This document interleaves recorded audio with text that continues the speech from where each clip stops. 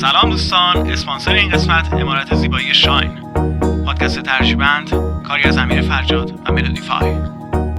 داری میری با چشمای گریون، خدا پشت و پناد توی شاکم و بد جوری حیرون منو کشته غماد. کاری کردی که لحظه به لحظه دلم تنگ شد برات، دلم تنگ شد برات. دیگه وقتش درگردی، با دوریم چه تو سر کردی. اسمت حک شده او قلبم، درمونم شده شب گردی. گل تو به دلم میدم از شب کاشکی برگردی. تو رو میخواستم ولی بد کردی تو، چه جای بدی رو بهتر و سد کردی تو.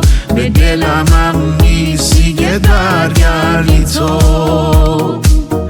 من تو رو مثل قبلا نمیخوام، بهرم کنی دنبالت نمیام.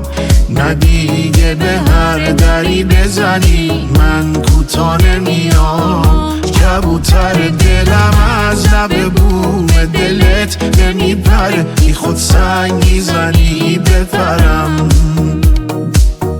چشات در باب سبزت ببند، لا عشق یعنی خودت. میاد درد چشات به سرم، آخ میاد درد چشات به سرم.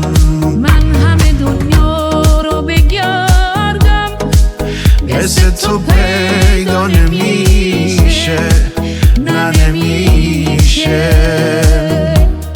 نعیشی توی دنیا عشقم، مثل تو زیبا نمیشه، نه نمیشه. یکی اینجاست که تو هر جوری بشی باز تو رو دوست